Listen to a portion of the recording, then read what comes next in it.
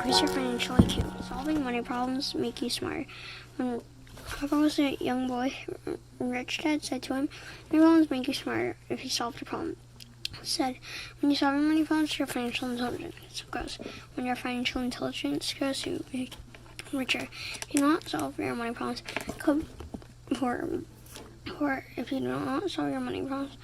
do not solve your money problems, that problem often goes into more problems.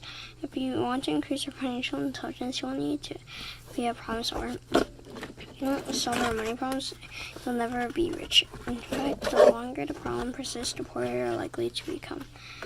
Rich Dad used an example of having a toothache to illustrate what he meant by one problem leading to other problems. He said, having a money problem is like having a toothache. If you do not handle the toothache makes you feel bad. You may not do well at work because you're irritable.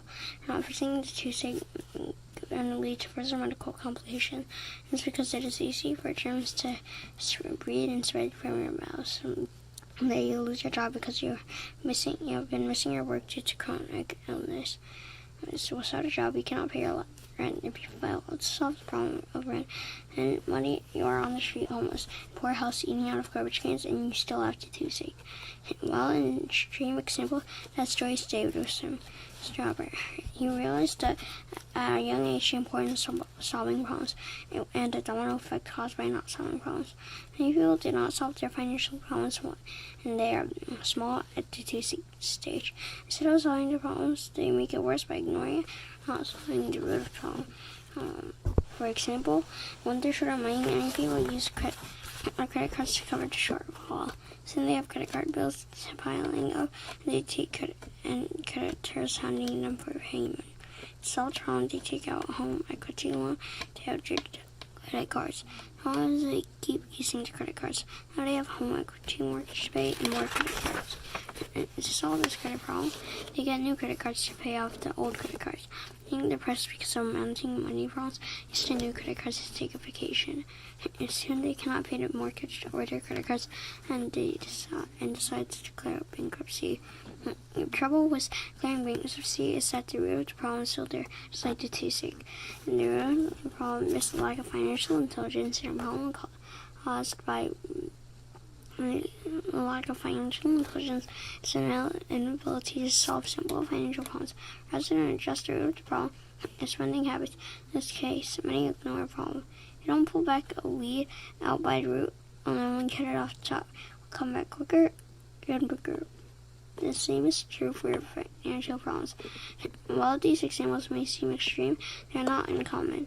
The point is that financial problems are a problem, but there are solutions. There are solutions as well. If people solve financial problems, if people solve problems, they get smarter. Financial IQ goes up. The smarter they can now solve bigger problems. If they can solve bigger financial problems, they get richer. Robert likes to use math as an example. Many people hate math. As you know, if you're not doing your math homework, practicing and solving math problems, you can solve math problems. You can't solve math problems, you can't pass the math test. If you can't pass the math test, you get an F on your math course. Getting an F in your math course means you can't graduate from high school.